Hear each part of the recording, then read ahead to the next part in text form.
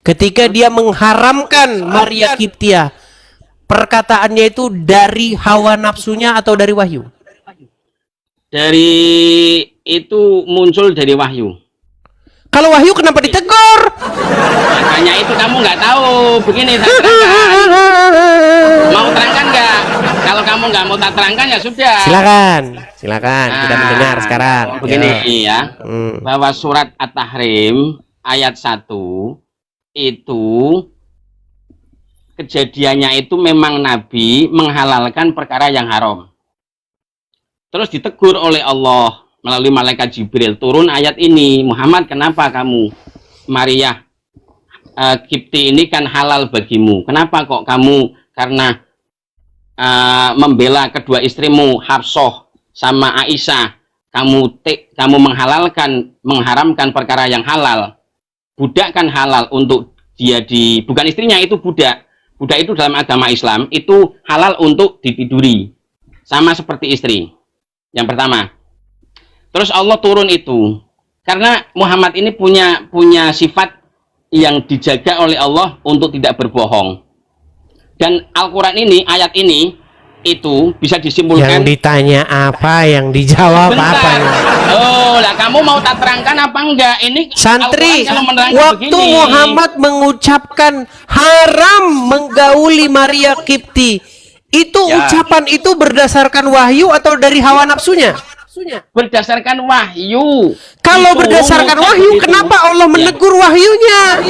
Itu hikmahnya. Gimana Anda ini nyambung atau tidak, Son? Ini hikmahnya begini. Kalau itu wahyu dari Allah, bagaimana mungkin Allah menegur Muhammad? Bukankah itu wahyu dari Allah sendiri? Dari wahyu itu mengajari umat Islam, kalau orang bersumpah terus dia diingkari, maka wajib kafarot. Begitu. Gimana sih ini orang ini? Kamu nggak percaya. Berat. Begini. Gini. Tenang. Biar ini. Anda ini pura-pura nggak nyambung atau pura-pura PA. Dengar. Muhammad bersumpah.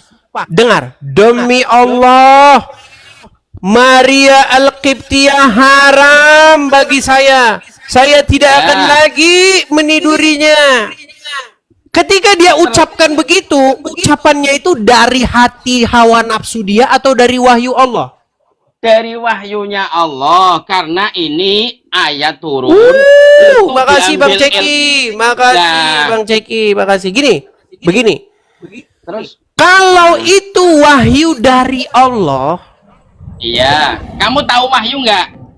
Wahyu itu adalah sesuatu yang datang dari Allah. Lewatnya siapa? Lewat Jibril, terserahlah. Loh, yang benar kamu jawab, lewatnya siapa? Jangan mengalihkan perhatian. Kalau memang itu wahyu dari Allah, tenang. Kalau memang itu wahyu dari Allah, lantas kenapa Allah menegur Muhammad atas ucapan itu dengan kata-kata, "Hai Nabi, kenapa kau haramkan sesuatu yang sudah dihalalkan Allah?" Itu artinya ketika Muhammad mengucapkan mengharamkan itu, dia mengucapkan itu berdasarkan hawa nafsu dia. Makanya surat An-Najm ayat yang ketiga tadi, wa ma yantiqu anil hawa in huwa illa wahyu yuha. Tidaklah yang diucapkan berdasarkan hawa nafsunya, melainkan yang diwahyukan kepadanya. Ayat itu menjadi ayat gombal-gambol. Itu menurut kamu. Kok menurut saya? Mana? Itu menurut logika berpikir akal sehat. Gimana Anda ini? Makanya akal sehatmu kurang susu. Makanya ini bagaimana nih?